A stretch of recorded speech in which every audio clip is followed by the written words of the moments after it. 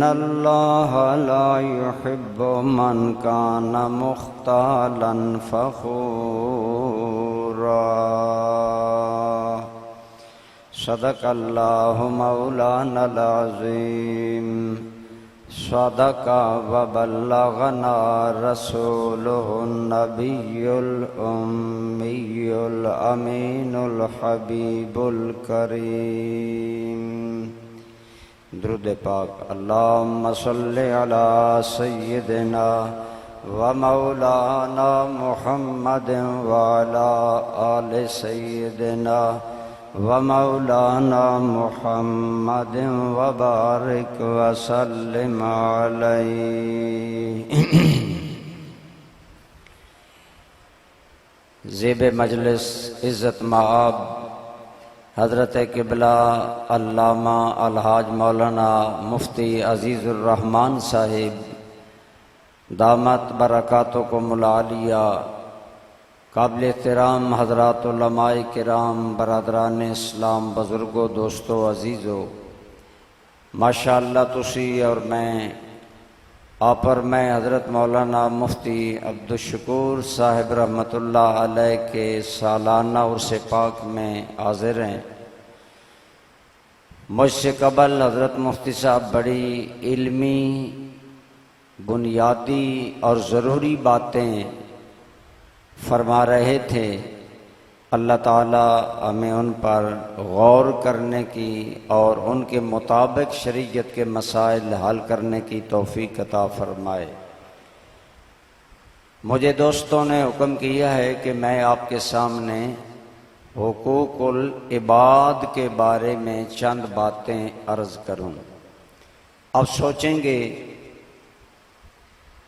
موقع عرس کا ہے اور حقوق العباد کا عرس سے کیا تعلق ہے، تو میں عرض کروں گا کہ جس طرح دین کی باقی باتیں پریکٹیکلی اولیاء اللہ ہمیں سمجھاتے ہیں، ایسے ہی حقوق العباد جو اسلام میں بڑے اہم ہیں، ان کی صحیح رہنمائی بھی ہمیں اولیاء اللہ کے سیرت اور کردار کی روشنی میں ملتی ہے۔ اس لیے میں آپ کے سامنے جتنا ممکن ہوا یا وقت جتنا ہوا اس کے مطابق عرض کروں گا۔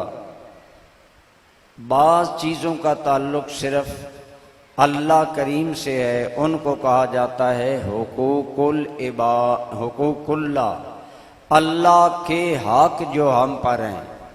اللہ کریم کا ہم پر حق ہے کہ ہم اللہ کے ساتھ کسی کو شریک نہ ٹھہرائیں، اس کی اکیلی ذات کی عبادت کریں اور اس کا کسی کو بھی ہمسر، مد مقابل اور شریک نہ جانیں۔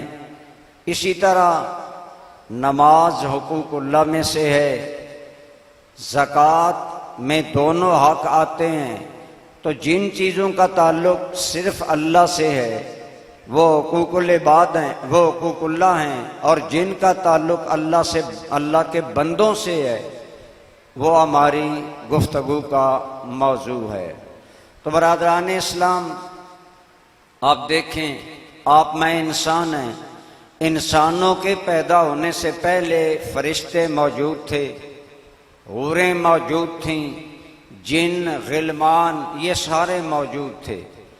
یہ بھی اللہ کی تسبیح، تحمید، تقدیس بیان کرتے ہیں۔ آپ غور کریں، فرشتے ہماری نسبت اللہ کی تسبیح و تحمید زیادہ کرتے ہیں۔ کیوں؟ ہم نے تو سونا بھی ہوتا ہے، ہم تھک جاتے ہیں، آرام بھی کرتے ہیں، ہم نے کھانا بھی کھانا ہے، ہم نے شادی بھی کرنی ہے، ہمارے زندگی کے معاملات پھیلے ہوئے ہیں، اور ہم ہر وقت اللہ کا ذکر، تسبیح، تحمید نہیں بجا لا سکتے۔ جبکہ ملائکہ، انہوں نے نہ کھانا ہے، نہ پینا ہے، نہ شادی ہے، نہ بیوی ہے، نہ بچے ہیں، ہر ٹائم، صبح ہو یا شام، دن ہو یا رات، ہر حال میں وہ اللہ کا ذکر جو ان کی ڈیوٹی ہے وہ کرتے رہتے ہیں۔ تو تو جب ہر وقت اللہ کا ذکر کرنے والے، ہر وقت تسبیح و تحمید کرنے والے ملائکہ اور نوری موجود تھے، جن بھی موجود تھے، تو انسان کو اللہ تعالیٰ نے پھر کیوں پیدا کیا؟ پھر پیدا ہی نہیں کیا بلکہ اپنا نائب بھی بنایا، خلیفہ بھی بنایا، خلافت کی دستار بھی آدم کے سر پر سجائی۔ کیا وجہ ہے؟ جب باقی سارے عبادت کرنے والے اور زیادہ عبادت کرنے والے موجود ہیں، اللہ نے آدم کو کیوں پیدا کیا؟ تو اس کی بہت سی حکمتیں علماء کرام نے ارشاد فرمائیں۔ ایک حکمت یہ ہے، یہ علمی بات ہے، علماء سے متعلق ہے، کہ اللہ کریم جمال و کمال کا منبع ہے، لہذا فرشتے صرف لطافت کے پیکر ہیں، وہ اللہ کی لطیف صفات کے مظہر بن سکتے ہیں، کثیف صفات کے مظہر نہیں بن سکتے۔ انسان کے اندر لطافت بھی ہے، کثافت بھی ہے۔ کثافت ہمارے بدن میں ہے اور لطافت ہماری روح میں ہے۔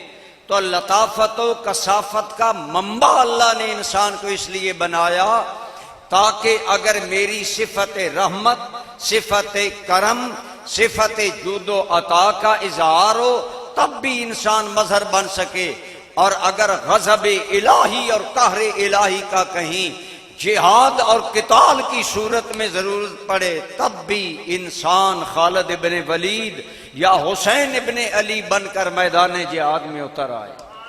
تو انسان کے اندر لطافت بھی ہے، کثافت بھی ہے، اس لیے اللہ کریم نے انسان کو اپنا نائب بھی بنایا اور اپنا مظہر صفات بھی بنایا، خلیفہ بھی بنایا۔ تو انسان کو پیدا کیے جانے کی مفسرین نے بہت سی حکمتیں بیان کی، ان میں ایک حکمت یہ ہے کہ فرشتوں کے اندر جن جو ہیں وہ کثیف ہیں، وہ پرلے درجے کے کثیف ہیں، ان کے اندر لطافت کم ہوتی ہے۔ ملائکہ صرف لطیف ہیں، لہذا کثافت و لطافت کا یکجا منبع بنایا تو اللہ نے انسان کو بنایا۔ اس لیے انسان اللہ کا نائب اور خلیفہ ہے۔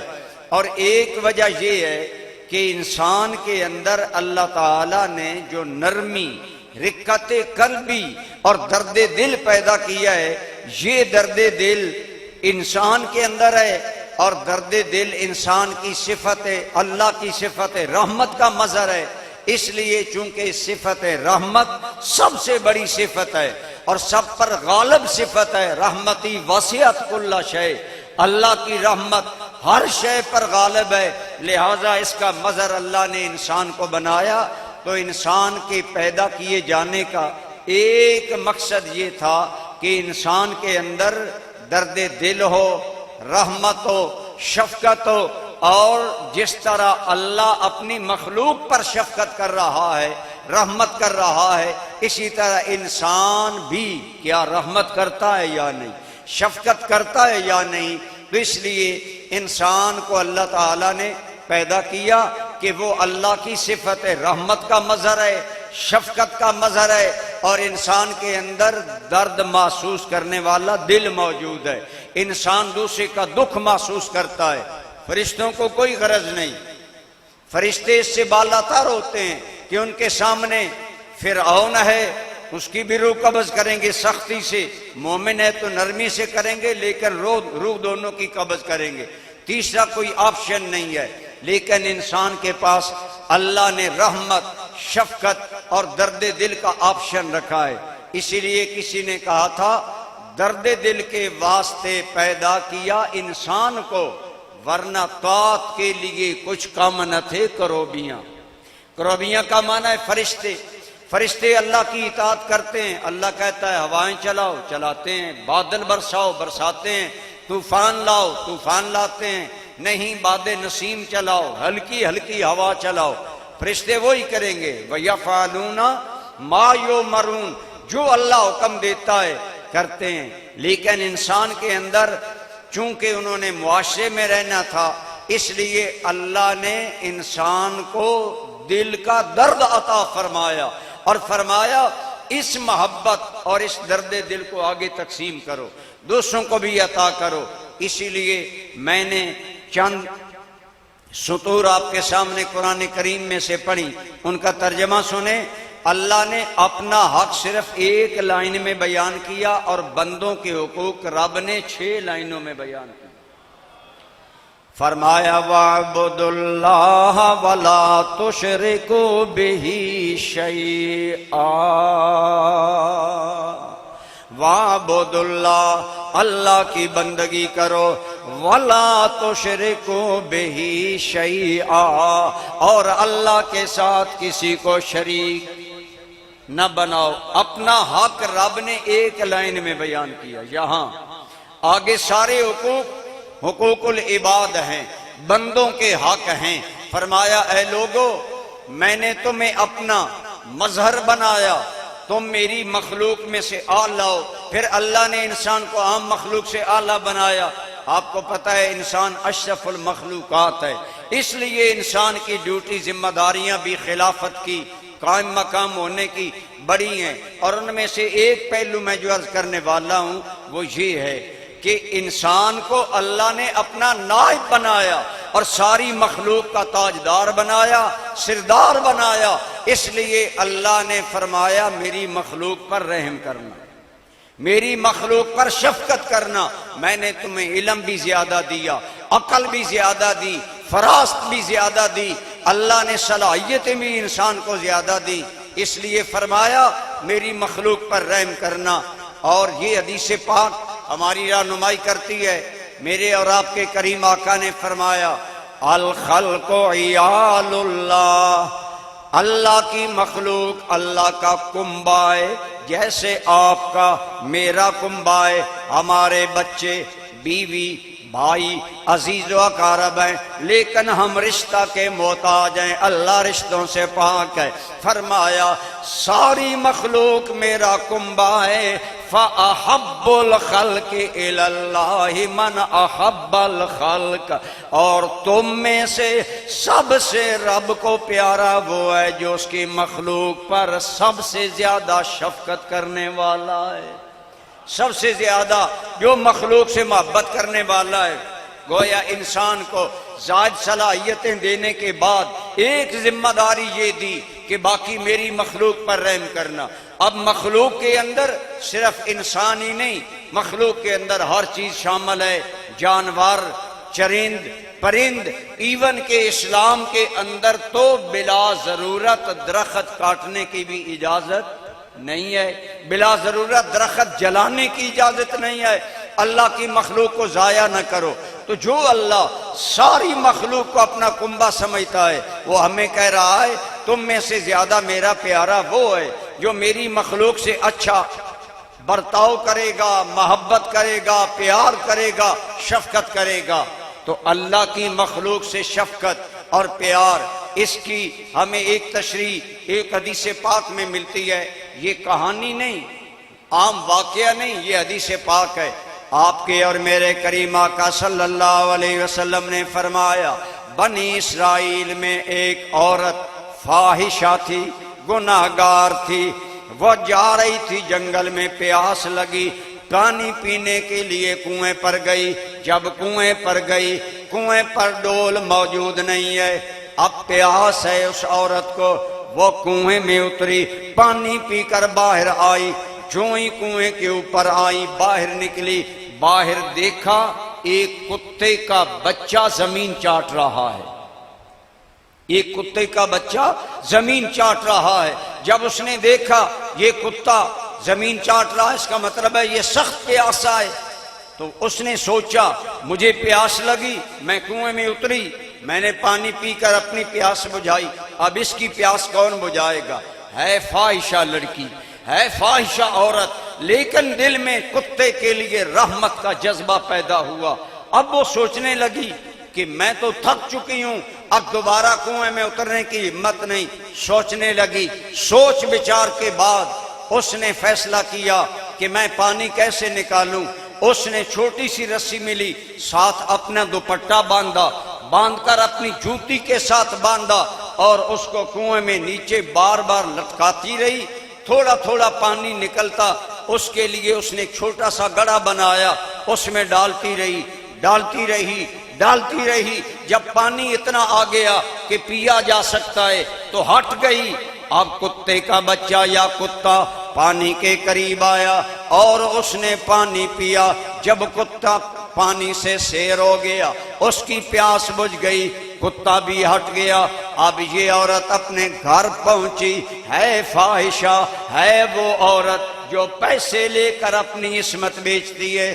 آپ غور کریں، جنہیں ہم کنجریاں کہتے ہیں، کنجری ٹائپ عورت کتنی بڑی گناہگار ہوتی ہے، لیکن ایک کتے کی پیاس بجھائی۔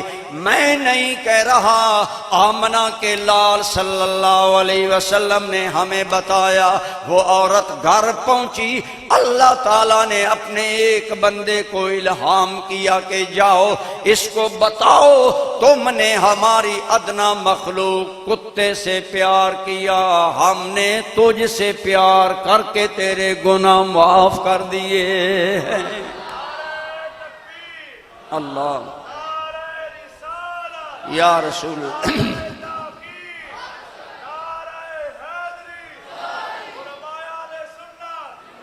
ماشاءاللہ، یہاں تو نعرے سے اتنی بے نیازی نہیں ہونی چاہیے۔ شاید آپ تھک چکے ہیں، کافی دیر سے بیٹھے ہیں، یا نعرہ لگائیں نہیں تو یا جاندار زندوں کی طرح نعرہ تکبیر، ماشاءاللہ، نعرہ رسالت، الاسلام۔ میں جو بات عرض کر رہا ہوں میرے دوستو، انسان کو اللہ نے باقی مخلوق پر عقل، علم، قدرت اور صلاحیتوں میں شرف بخشا، اور اس شرف کا اللہ نے گویا زکوٰۃ مانگی۔ زکوٰۃ یہ ہے کہ میری مخلوق پر رحم کرو۔ تو آپ دیکھیں، فاحشہ عورت ہے، اپنی عصمت اور عزت پیسے لے کر بیچتی ہے، لیکن ایک کتے کی پیاس بجھائی، اللہ نے اس کے گناہ معاف فرما دیے۔ اگر ایک عورت وہ بھی فاحشہ کتے کی پیاس بجھائے، وہ محبوبہ خدا بن سکتی ہے۔ ایمان سے بتا، اگر تم اور میں انسانوں پر رحمت کریں گے، خدا کے کرم کا عالم کیا ہوگا؟ آپ خود سوچیں، آج ہم نمازی ہیں، آج ہم حاجی ہیں، آج ہم اعتکاف کرتے ہیں، آج ہم بڑی عبادات کرتے ہیں، لیکن حقوق العباد میں بعض نمازی پرلے درجے کے بد اخلاق ہوتے ہیں، بعض حاجی پرلے درجے کی بددیانتی کرتے ہیں، چوری کرتے ہیں، معاملات اور لین دین میں غدر کرتے ہیں، جھوٹ بولتے ہیں۔ اللہ کے بندوں کی عزت، جان، مال لوٹنا لوگوں کا شعار ہوتا ہے۔ ایک طرف بڑے بڑے نیک کاروبار، آپ جانتے ہیں، ایک طرف 6 ماہ کے لیے گھر سے تبلیغ کے لیے نکلا بندہ، اور ساتھ کیا کر رہا ہے؟ تبلیغ بھی کر رہا ہے اور ساتھ نشہ بھی بیچ رہا ہے۔ اب بتائیں، اس کی تبلیغ پر کیا اللہ راضی ہوگا جو نشہ بیچ کر حضور کی امت کو برباد کر رہا ہے؟ ایسے آدمی پر تو خدا کی لعنت برسے گی۔ اللہ تو چاہتا ہے میرے بندے میری مخلوق پر رحم کریں، اچھا سلوک کریں، ان کے حقوق ادا کریں۔ تو قرآن کریم نے ہمیں ایک چارٹر دیا۔ دنیا میں آ کر بندے کا سب سے پہلا تعلق کس سے ہوتا ہے؟ بولیے ماں باپ سے۔ بولیے کس سے؟ اس دنیا میں میرا پہلا تعلق ماں باپ سے ہوا۔ میں ماں باپ سے پیدا ہوا، آپ ماں باپ سے پیدا ہوئے۔ اس لیے قرآن کریم نے ایک نہیں کئی مقام پر جہاں اللہ نے اپنا حق عبادت بیان کیا، متصل ساتھ ماں باپ کا ذکر کیا۔ مثلا فرمایا وَقَضَىٰ رَبُّكَ أَلَّا تَعْبُدُوا إِلَّا إِيَّاهُ، تیرے رب کا حکم ہے اللہ کے بغیر کسی کی عبادت نہ کرو۔ ساتھ ہی فرمایا وَبِالْوَالِدَيْنِ إِحْسَانًا، اپنے ماں باپ سے حسن سلوک کرو۔ کہیں فرمایا انشکر لی وَلِوَالِدَيْكَ، اے میرے بندے یہ تمہیں میرا حکم ہے، میرا رب کا بھی شکر گزار بن، اپنے ماں باپ کا بھی شکر گزار بن۔ اللہ کریم نے اپنے حق کے بعد ملا کر قرآن میں کئی جگہ ماں باپ کا حق ذکر کیا۔ کیوں؟ مفسرین نے بڑا پیارا جواب دیا۔ مفسرین کرام فرماتے ہیں جس طرح اللہ بغیر لالچ، بغیر ہرس، بغیر طمع کے مخلوق کو پالا کرتا ہے، اسی طرح ماں باپ بھی اولاد کو کسی لالچ کے بغیر پالا کرتے ہیں۔ ایمان سے بتائیں کیا یہ بات ہے کہ نہیں؟ ماں کو یہ غرض نہیں ہوتی میری گود میں پلنے والا کل صدر وقت بنے گا، جرنل وقت بنے گا۔ ماں کو یہ پتہ نہیں ہوتا یہ میرا بیٹا تو نانے جمی کا محتاج ہوگا، آپ غریب ہوگا مجھے کیا کھلائے گا۔ ماں باپ کی خدمت ہر ہرس، ہر لالچ، ہر طمع سے پاک ہے، اور یہ خدمت اللہ کے کرم کا مظہر ہے کہ اللہ بھی مخلوق کو پالتا ہے تو بغیر لالچ، بغیر ہرس اور بغیر طمع کے پالتا ہے۔ تو چونکہ ماں باپ کی شفقت اللہ کی شفقت کا مظہر ہے، اس لیے اللہ تعالی نے اپنے حق کے بعد قرآن میں ماں باپ کا حق بیان کیا، اور سب سے پہلے ہمیں حکم دیا اپنے ماں باپ سے حسن سلوک کریں۔ اس پر آپ علماء کے خطابات سنتے رہتے ہیں، ماں باپ کا حق ہم پر سب سے زیادہ ہے، اس لیے سب سے زیادہ پہلے حسن سلوک ہمیں کس سے کرنا چاہیے؟ ماں باپ سے کرنا چاہیے۔ اسی لیے برادران اسلام ہمارے دین کے اندر ماں باپ کی خدمت کو اتنی بڑی عبادت قرار دیا گیا۔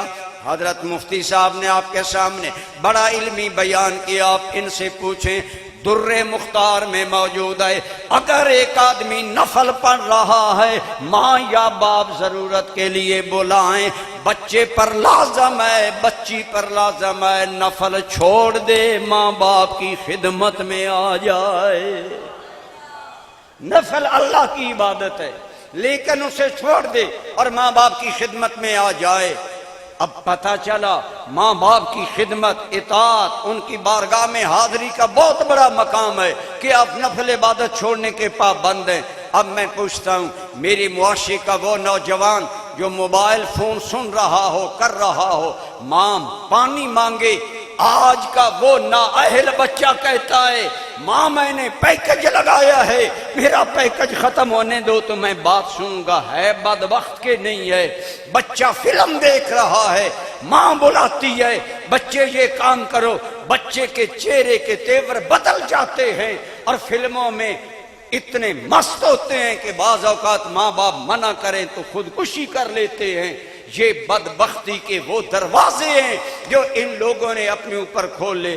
تو میں عرض کر رہا تھا سب سے پہلا ہم پر حق کس کا ہے؟ بولو، ماں باپ کا۔ کس کا حق ہے؟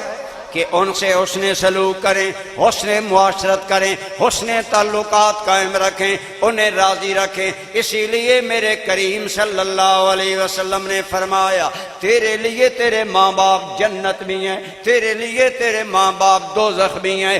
اگر ماں باپ ناراض ہیں رب ذوالجلال بھی ناراض ہے، اگر ماں باپ راضی ہیں رب ذوالجلال بھی راضی ہے۔ تو اللہ کریم نے بندوں میں سے سب سے پہلا حق ہم پر ہمارے ماں باپ کا رکھا ہے۔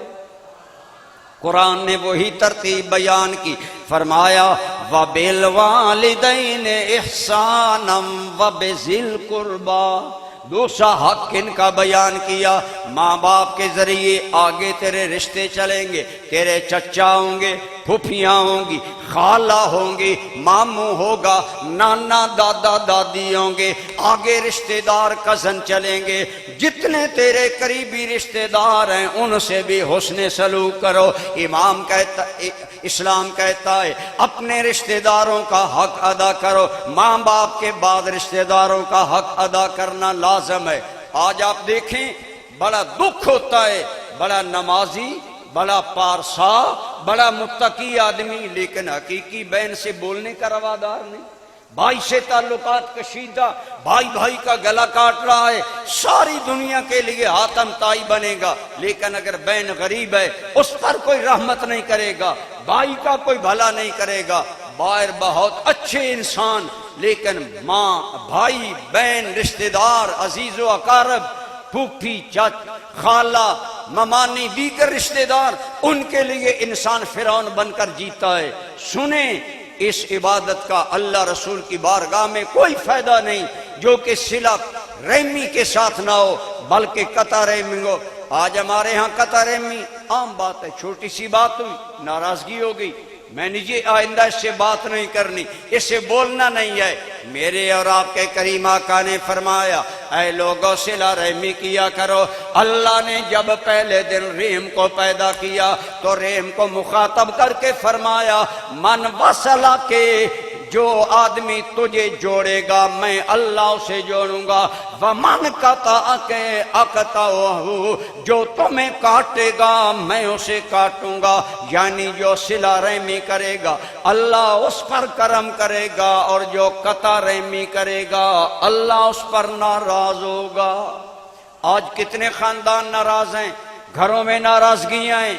آج ساس بہو کو نہیں دیکھ سکتی، بہو ساس کو نہیں دیکھ سکتی۔ اگر ساس سمجھے تو جیسے بیٹی گھر میں ہے ایسے ہی بہو بھی تیری بیٹی ہے، تیرے بیٹے کے عقد میں آئی ہے۔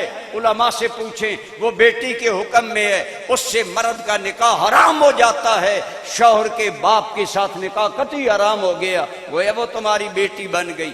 اپنی بیٹی سے تو بہت شفقت، اور بہو کو سولی پر چڑھائے رکھیں۔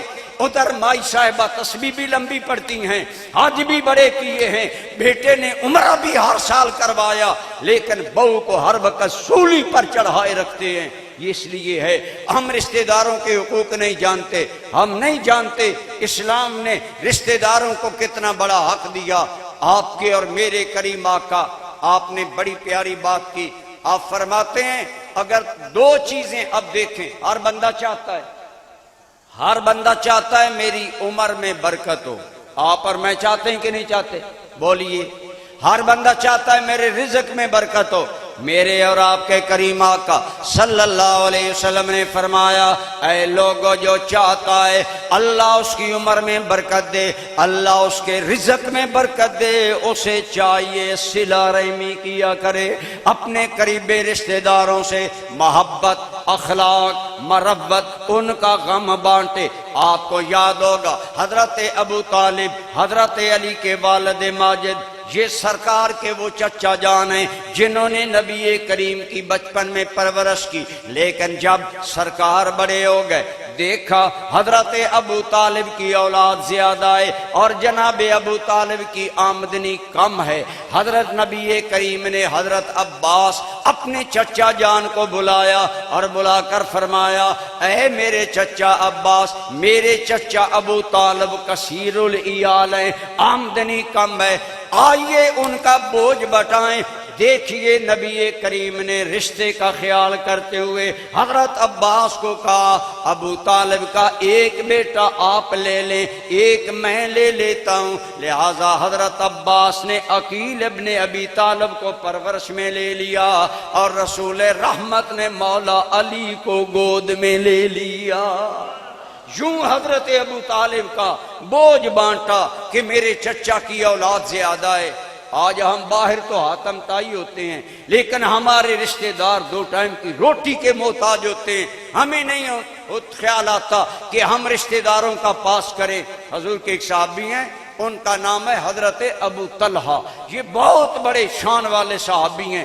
ان کا بالکل مسجد نبی کے قریب ایک باغ تھا، اور وہ باغ بہت گھنا، بہت قیمتی اور بہت پھل دینے والا باغ تھا، لہذا وہ آپ کو بڑا پسند تھا۔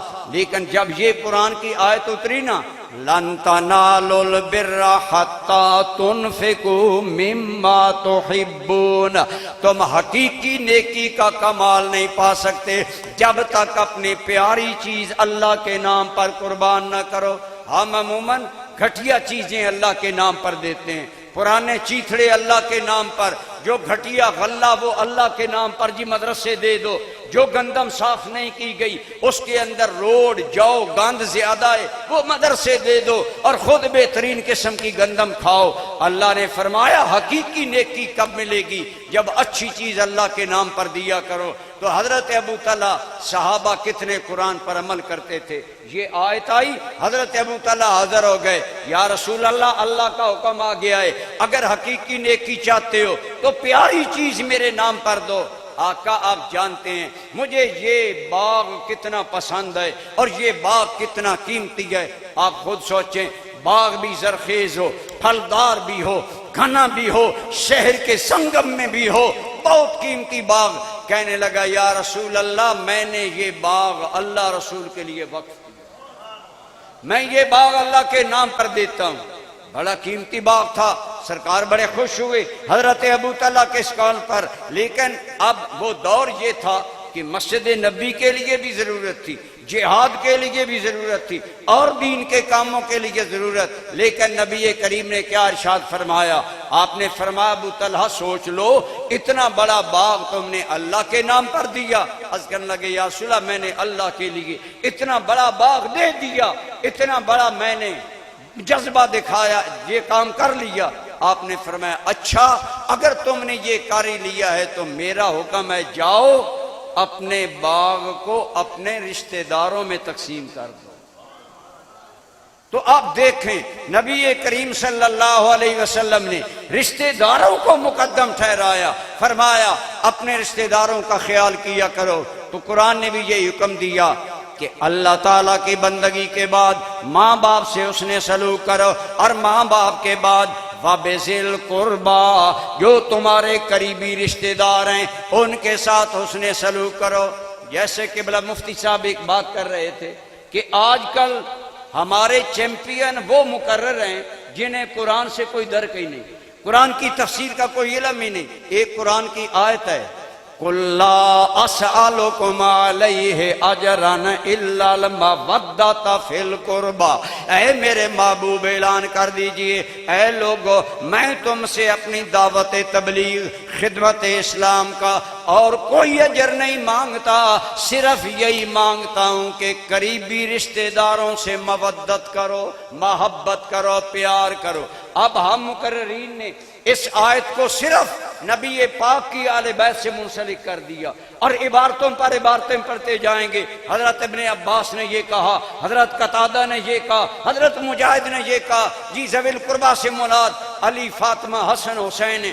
آپ ایمانداری سے سوچیں، آپ حضرت مفتی عبدالشکور صاحب کی علمی فضاؤں میں پروان چڑھے ہیں، ان کے شاگرد میرے دائیں بائیں بیٹھے ہیں۔ آپ ذرا غور کریں، میں یہ نہیں کہتا کہ یہ قول غلط ہے، یہ بھی ٹھیک ہے کہ حضور کی وفاؤں کا صلہ ہے کہ ہم نبی پاک کی اہل بیت سے محبت کریں، اور حضور کی اہل بیت کی محبت ہمارے ایمان کا حصہ ہے۔ لیکن اس آیت کی تفسیر میں جو اقوی قول ہے، جو زیادہ قوی قول ہے، وہ میرے رحمتوں والے نبی نے گویا فرمایا اے لوگو میں نے تمہیں اسلام پہنچایا، میں نے تمہیں رب کا عرفان دیا، میں نے تمہیں ایمان دیا، میں نے تمہیں خیر الامم بنایا، ان سارے احسانوں کا بدلہ میں یہ مانگتا ہوں کہ تم اپنے رشتہ داروں کے ساتھ صلہ رحمی کیا کرو۔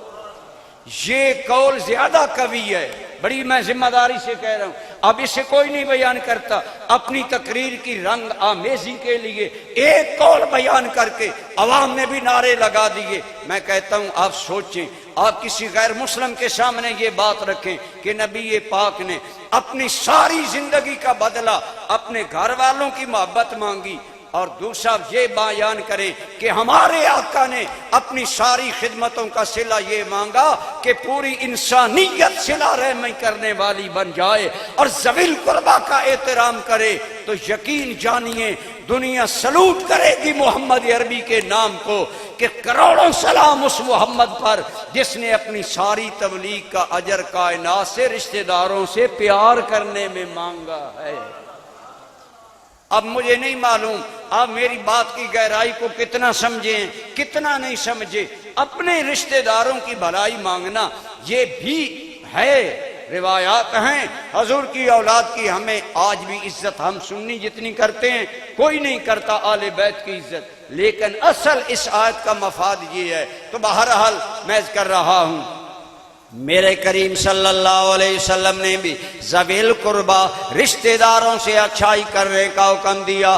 آج علم بھی ہے، عبادت بھی ہے اور ساری باتیں ہیں، لیکن رشتہ داروں کے بارے میں ہمارا بیہیویئر، ہمارا ایٹیچیوڈ، ہمارا رویہ انتہائی عجیب ہوتا ہے۔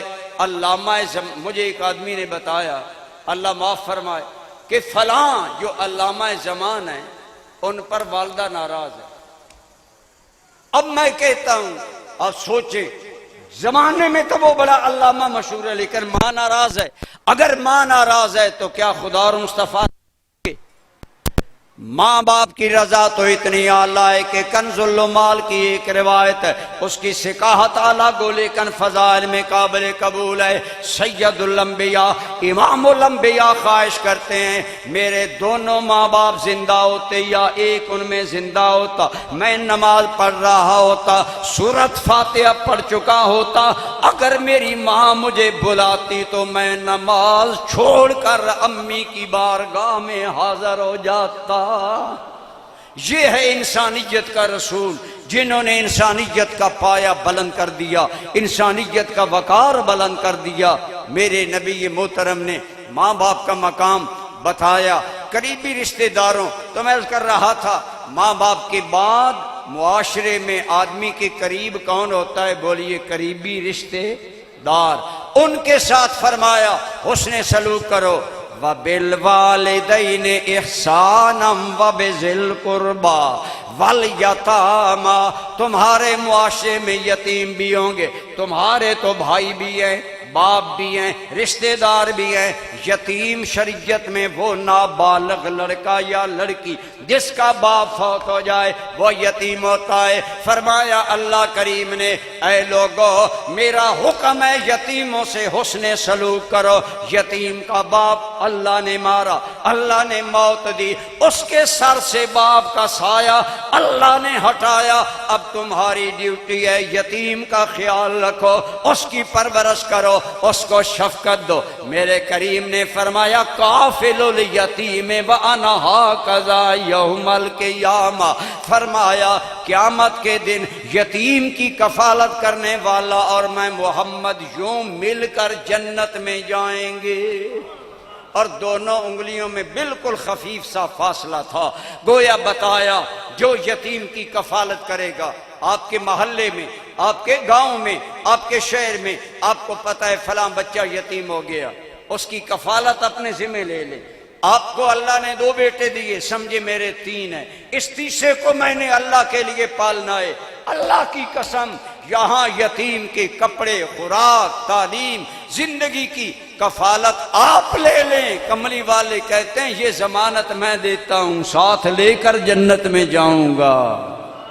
یہ معاشرے کے یتیموں کو مقام ہمارے دین نے دیا، دین اسلام نے دیا، ورنہ اسلام سے پہلے لوگ یتیموں کا مال کھاتے تھے، بہانوں سے ان کا مال لوٹتے تھے۔ ہمارے آقا کریم نے یتیم پر شفقت کا اتنا بڑا سبق دیا۔ میرے کریم صلی اللہ علیہ وسلم نے فرمایا جو آدمی یتیم کے سر پر شفقت کا ہاتھ رکھے، اس ہاتھ رکھنے والے کے ہاتھ کے نیچے جتنے یتیم کے بال آئیں گے اللہ اتنے ہاتھ رکھنے والے کے گناہ معاف فرما دے گا۔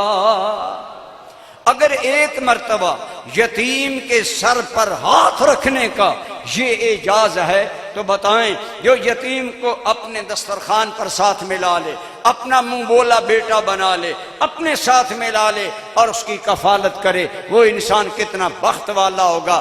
تو یہ ہے اسلام میں حقوق العباد کہ اللہ کی مخلوق پر رحم کرو، جتنا رحم کرو گے اتنا اللہ تم پر رحم کرے گا۔ اب ہم نے کیا کیا؟ صرف یتیم کے سر پر پیار کا، شفقت کا ہاتھ رکھا، رب کریم نے اس کے بالوں کی تعداد کے برابر ہمارے گناہ معاف کر دیے۔ یہی وہ کرم ہے کہ کرو مہربانی تم اہل زمین پر، خدا مہربان ہوگا عرش بری پر۔ تم اللہ کی مخلوق پر رحم کرو، اللہ تم پر رحم کرے گا۔ تو برادران اسلام، آئیے اسلام میں حقوق العباد کی کتنی اہمیت ہے کہ سب سے پہلے فرمایا ماں باپ سے حسن سلوک کرو، پھر فرمایا اپنے رشتہ داروں سے حسن سلوک کرو، تیسرے نمبر پر یتیم کا ذکر کیا، فرمایا والمساکین، اور جو معاشرے میں مساکین ہو، مسکین وہ ہوتا ہے جس کے پاس کچھ بھی نہ ہو، بالکل بیچارہ، 2 ٹائم کی روٹی کا محتاج ہو، تو یہ بے سہارا لوگ ان کی بھی خدمت کرو۔ مسکین کا مقام اسلامی معاشرے میں کتنا بلند ہے۔ ہمارے آقا دعا کیا کرتے تھے، مالک مجھے قیامت کے دن مسکینوں کے ساتھ حشر عطا فرما۔ اس سے حضور نے مسکین کا مقام بلند کر دیا اور ہمیں حکم دیا۔ آپ علماء بیٹھے ان سے جان سکتے ہیں، زکوٰۃ فرض ہے ہم پر، وہ دیتے ہیں تو اس میں بھی ان کے حصے رکھے گئے۔ وہ مسکین جس کے پاس نصاب کے برابر کوئی چیز نہ ہو، بعض نے کہا وہ مسکین ہوتا ہے، بعض نے کہا بالکل جس کے پاس کچھ نہ ہو۔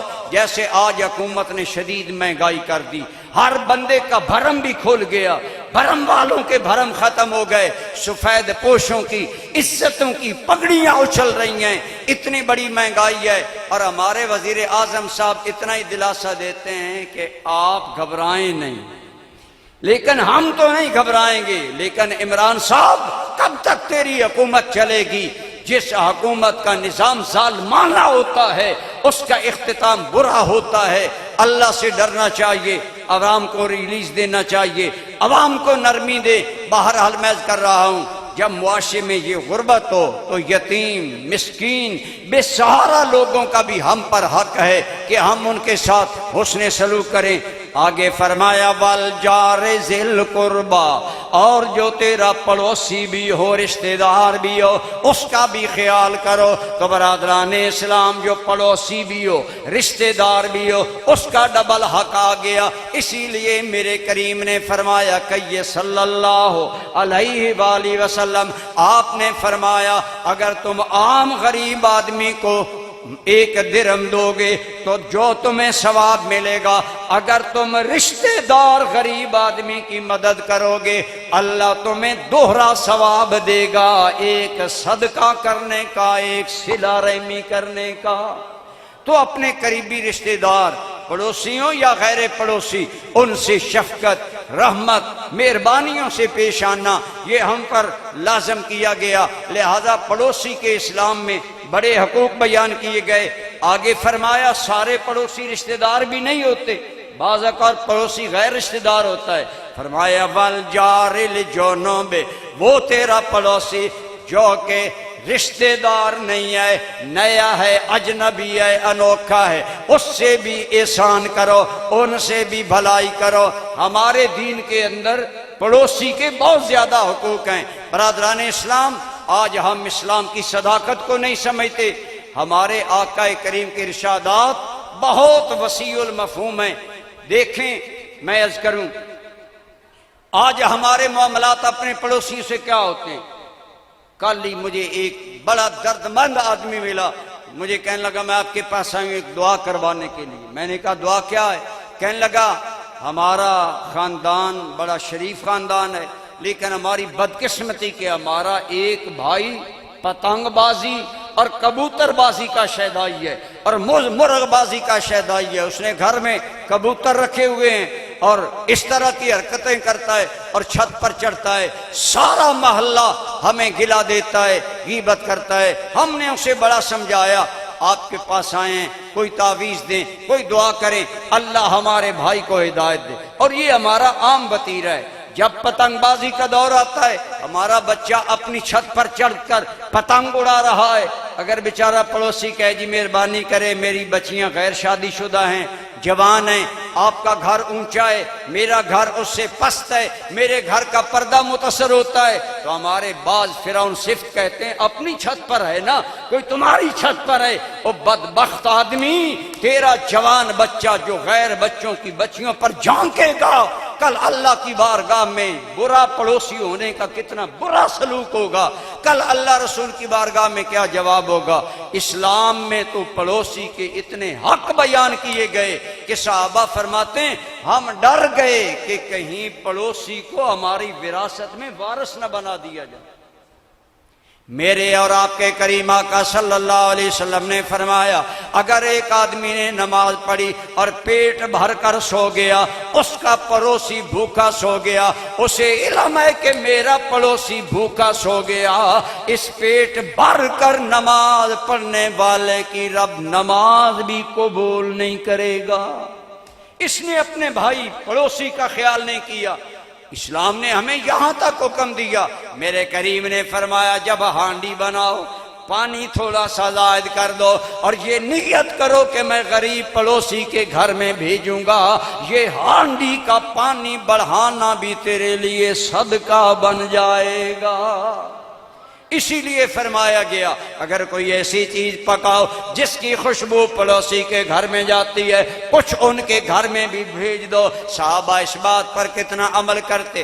ایک صحابی نے صدقے کا ایک بکرا ذبح کیا، ذبح ہو گیا بکرا، بیوی کو کہا یہ بکرا تمام پڑوسیوں کو بھیجو، بکرا سارا تقسیم ہو گیا۔ صحابی گھر آئے، پوچھا اللہ کی بندی کچھ گھر میں ہے یا سارا دے دیا؟ کہنے لگی بس ایک بکرے کا سر باقی ہے، باقی سارا تقسیم کر دیا۔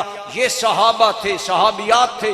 آج ہم تو اپنی قربانی کا گوشت 6 ماہ چلاتے ہیں، ہے جائز، لیکن ہمارا مزاج کیا ہے؟ سٹور کرو، 6 ماہ گزارا کرو، اپنے کام چلاؤ۔ پڑوسی کے گھر گیا یا نہیں؟ صحابی کہنے لگا اللہ کی بندی نہ مجھے خیال آیا نہ تمہیں خیال آیا، فلاں صحابی کے گھر گوشت نہیں پہنچا، چلو لاؤ، خیر ہے یہ بکری کا سر لاؤ ان کو دیں۔ صحابی نے وہ سر لیا، اس پڑوسی کے گھر میں پہنچایا، یہ دے کر واپس آ گیا۔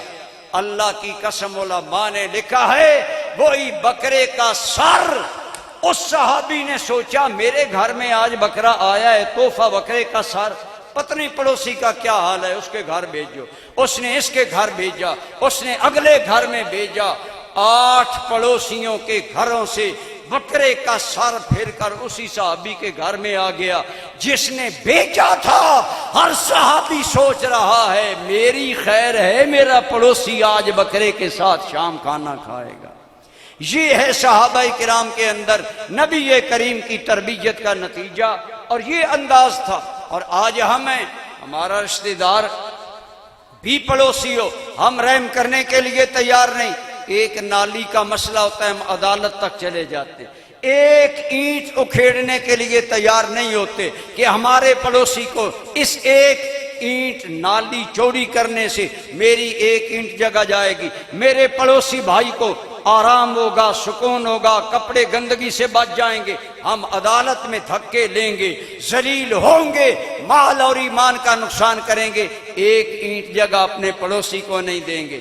لیکن تیرے میرے آباء و اجداد اولیاء اللہ کا طریقہ کیا تھا؟ آپ نے نام سنا ہوگا حضرت بایزید بسطامی رحمۃ اللہ تعالی علیہ کا۔ آپ کا ایک پڑوسی یہودی تھا، یہودی کے گھر سے شام کے وقت بچے کی رونے کی آواز آئی۔ آپ مسلمان ہیں، وہ یہودی ہے پڑوسی۔ آپ نے ایک آدمی بھیجا، فرمایا پتہ کرو میرے پڑوسی کا بچہ کیوں رو رہا ہے۔ جب آدمی گیا جواب ملا حضرت صاحب میرا شوہر یہودی سفر پر گیا ہے۔ یہودن عورت جواب دیتی ہے ہمارا بچہ اندھیرے میں نہیں سوتا، روشنی میں سونے کا عادی ہے، آج ہمارے چراغ میں تیل نہیں تھا، یہودی سفر پر چلا گیا، گھر میں اندھیرا ہے، بچہ سو نہیں رہا، رو رہا ہے۔ حضرت بایزید بسطامی نے چراغ منگوایا، چراغ میں تیل ڈالا اور عزیز کو کہا جاؤ یہودن کو یہ چراغ دے کر آؤ اور اسے کہہ کر آنا جب تک تیرا یہودی شوہر واپس نہ آ جائے لائٹ کا انتظام نہ ہو جائے، بایزید کا یہ چراغ تیرے گھر میں ہی رہے۔ وہ چراغ لے گیا، یہودن پڑوسی کو دے کر آیا، اب ان کے گھر رہا۔ چند دنوں کے بعد یہودی آ گیا، یہودن نے ساری بات بتائی کہ بایزید نے کتنی ہمدردی کی، کتنی مہربانی کی ہے۔ دونوں میاں بیوی یہودی مل کر چراغ لے کر آئے۔ حضرت آپ کا شکریہ، ہم آپ کے مذہب کے بھی نہیں، آپ مسلمان ہیں، ہم یہودی ہیں، آپ نے ہمارے بچے کے درد کو اپنا درد سمجھا، اتنے دن چراغ تیل سمیت ہمیں دیا، ہم آپ کا شکریہ ادا کرتے ہیں۔ حضرت بایزید بسطامی رحمت اللہ علیہ، اللہ کے عظیم ولی نے فرمایا میں نے تم پر کوئی احسان نہیں کیا، تم شکریہ ادا کرو نہ کرو مجھے کوئی غرض نہیں، میں نے تو اپنے مدینے والے رحمتوں والے نبی کے حکم پر عمل کیا ہے۔ اس نے کہا تمہارے نبی کا کیا حکم ہے؟ انہوں نے فرمایا ہمارے آقا کا حکم ہے اپنے پڑوسی سے اچھائی کرو، اپنے پڑوسی سے بھلائی کرو، حسن سلوک کرو، تو میرا پڑوسی ہے، میں نے تیرے بچے کے اطمینان کے لیے چراغ بھی بھیجا، تیل بھی بھیجا۔ برادران اسلام دونوں واپس چلے گئے، لیکن حضرت بایزید کا اخلاص دیکھ کر تھوڑی دیر بعد کپڑے بدل کر نہا کر آئے اور کہنے لگے اے بایزید، اگر تمہارا نبی اتنا رحمت کا پیکر ہے کہ وہ غیر مسلموں سے بھی اتنا حسن سلوک کا حکم دیتا ہے، تو اے بایزید جس طرح تو نے چراغ بھیج کر ہمارے گھر کو روشن کیا، خدا را ہمیں بھی اسی نبی کا کلمہ پڑھا کر ہمارا دل روشن کر دو۔ اللہ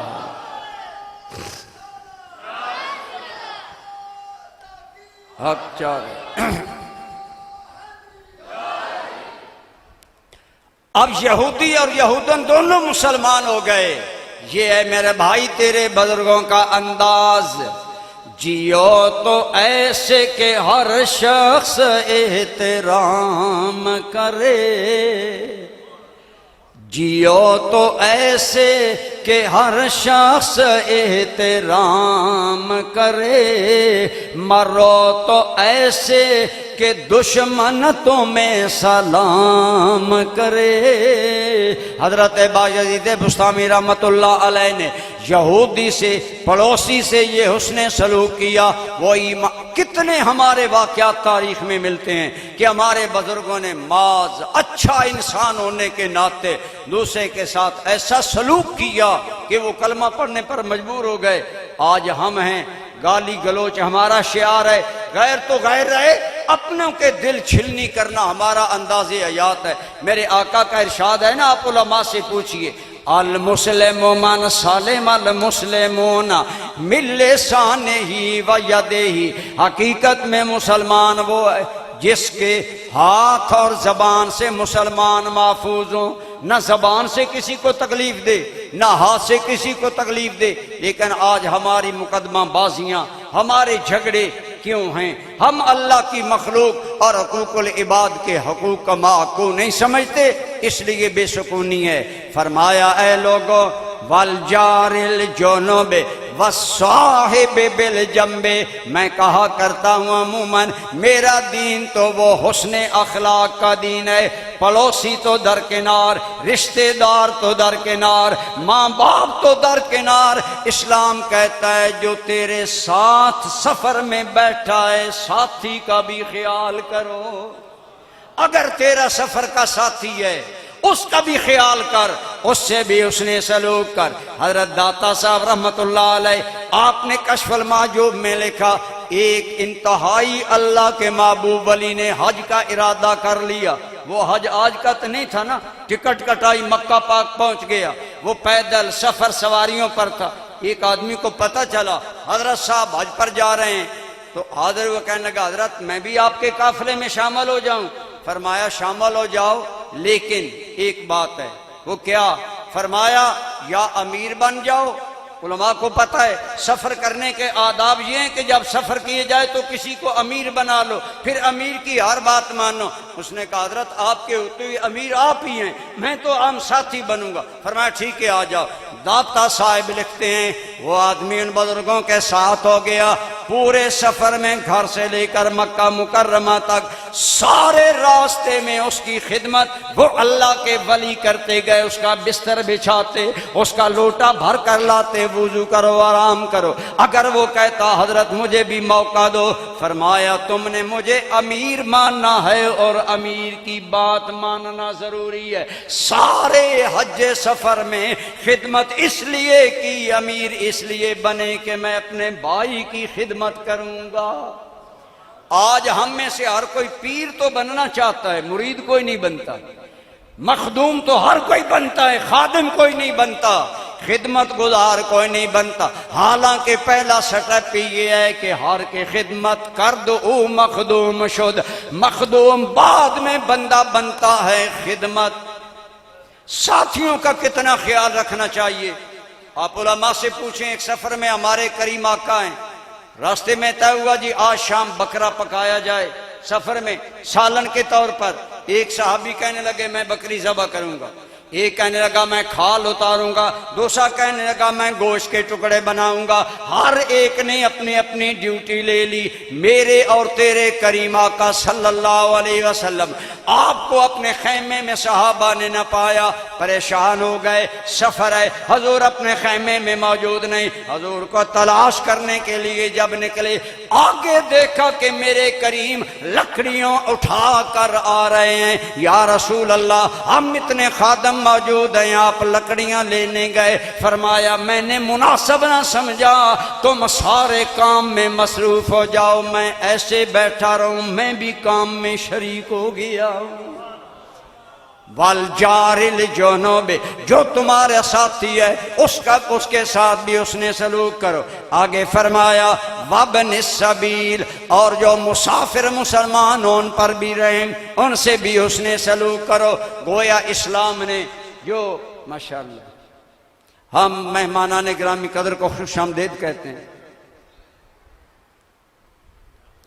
تو میں عرض کر رہا تھا میرے دوستوں کہ اسلام کے اندر حقوق العباد کی بڑی اہمیت ہے۔ رشتہ داروں کے حقوق، پڑوسیوں کے حقوق، ماں باپ کے حقوق، دیگر تعلق، ایون کے ساتھ بیٹھنے والے کا بھی حق ہے، ساتھ بیٹھنے والے کا بھی حق ہے۔ لیکن ہمارا معاملہ پتہ ہے کیا ہے؟ ہمارا معاملہ یہ ہے کہ دوسرے کا آرام کا خیال نہیں کرتے۔ حضرت میرے پاس گاڑی نہیں تھی، عام گاڑی پر سفر کرتا تھا، میں جیلم سے بیٹھا سفر کرنے کے لیے، تو میں ایک جانب بیٹھا، میرے ساتھ 3 اور آدمی بیٹھ گئے۔ اتفاقاً جو میرے ساتھ بیٹھے تھے وہ موٹے تازے صاحب تھے، سفر میں سو گئے۔ اب سارے سفر میں جھولتے بھی گئے، مجھ پر گرتے بھی گئے۔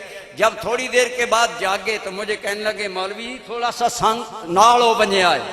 اتفاق ایسا، ڈرائیور بھی دیکھ رہا تھا، سارے ہنس پڑے کہ سارے راستے میں تنگ بھی انہیں کر رہا ہے، اور جب ہوش آئی تو پہلا جملہ ہے مولوی جی ناڑو بنے آئے۔ دوسرے کو تنگ کرنا ہم اپنا حق سمجھتے ہیں، حالانکہ بھائی کے لیے آپ علماء سے پوچھیں، جب سجدہ کیا جائے تو اپنے ہاتھ ایسے رکھیں کہ ان کے نیچے سے بکری کا چھوٹا بچہ گزر جائے، اتنے ہاتھ پھیلا کر سجدہ کریں۔ لیکن حدیث پاک ہے جب جماعت ہو رہی ہو تو لینو ایدیکم لاخوانکم، اپنے بھائیوں کے لیے ہاتھ نرم کرو تاکہ دوسرے آسانی سے سجدہ دے سکیں۔ اسلام تو نماز میں بھی ساتھ والوں کے حق کا حکم دیتا ہے کہ اپنے ہاتھوں کو ذرا نرم کر لو تاکہ ان کے لیے سجدہ کرنا آسان ہو جائے۔ اور ہمارے ہاں یہ ہوتا ہے میرے لیے سارے حق ہیں، دوسرے کے لیے کوئی نہیں۔ یہ بات چھوڑیں، اصل اچھا انسان وہ ہے جو دوسروں کے لیے اچھا ہے، دوسروں کے لیے بھلائی پیدا کرے۔ تو آئیے حقوق العباد کو اہمیت دیں۔ حقوق العباد کی اہمیت اتنی زیادہ ہے، آپ کو پتا ہے حدیث پاک میں آتا ہے کہ شہید آدمی کو شہید اسی لیے کہا جاتا ہے کہ ادھر وہ قتل ہوتا ہے، ادھر اسے جنت میں پیش کر دیا جاتا ہے، جنت میں حاضر ہو جاتا ہے۔ سرکار کریم صلی اللہ علیہ وسلم کا دور ہے، ایک آدمی شہید ہوا، لوگ کہنے لگے بڑے بخت والا ہے، جنت چلا گیا۔ میرے آقا کریم صلی اللہ علیہ وسلم نے فرمایا ہاں تم ٹھیک کہتے ہو، یہ جنت میں جا رہا تھا لیکن ایک آدمی کے قرض نے اسے جنت جانے سے روک دیا۔ قرض ایک آدمی کا اس نے دینا تھا، نہ ادا کیا نہ معاف کروایا، وہ قرض ذمے لے کر مرا ہے، شہید جنت نہیں جا رہا۔ گویا پتہ چلا شہادت اس نے پائی تھی اللہ کے راستے میں، لیکن حق اس نے بندے کا مارا، اللہ نے جنت سے روک دیا۔ مشہور حدیث پاک ایسے تھا کہ میرے کریم نے صحابہ سے سوال کیا من المفلس، اے صحابہ بتاؤ مفلس کون ہو، غریب کون ہوتا ہے؟ یا رسول اللہ جس کے پاس کوئی پیسہ نہ ہو، کوئی مال نہ ہو، سونا چاندی نہ ہو۔ فرمایا یہ بھی غریب ہے، لیکن اصل مفلس کون ہوگا؟ قیامت کا دن ہوگا، ایک بندہ آئے گا، نماز بھی پڑھی ہوگی، روزہ بھی رکھا ہوگا، صدقہ بھی کیا ہوگا، نیکیاں بھی دامن میں لائے گا، لیکن اس کے باوجود کسی کو گالی دی ہوگی، کسی پر الزام لگایا ہوگا، کسی کی چغلی کھائی ہوگی، کسی کو کوئی نقصان پہنچایا ہوگا۔ جب اعمال پیش کیے جائیں گے اس کی نیکیاں ختم ہو جائیں گی، لیکن جنہیں گالیاں دی، جنہیں بات بات پر منافق کافر آج ہر بندے کی زبان پر ہے جی یہ بندہ خارج ہو گیا اسلام سے، یہ بے ایمان ہو گیا، مشرک ہو گیا، یہ فلاں ہو گیا، یہ باتیں باقی ہیں۔ اللہ کریم فرمائے گا، ملائکہ عرض کریں گے یا اللہ اب لوگ دعویٰ کرنے والے باقی ہیں، کس نے ہمیں گالی دی، چغلی کھائی، نقصان کیا، اس کی نیکیاں ختم ہیں۔ حکم ہوگا ان کے گناہ اس کے سر ڈال دو اور اسے پکڑ کر جہنم میں ڈال دو۔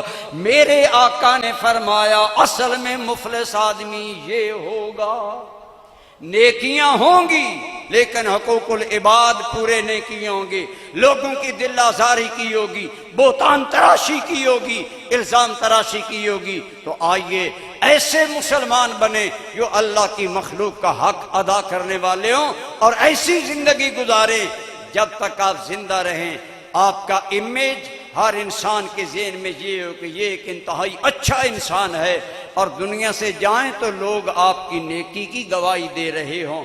جیسا میں نے عرض کیا، جیو تو ایسے کہ ہر شخص احترام کرے، اور مرو تو ایسے کہ دشمن تمہیں سلام کرے۔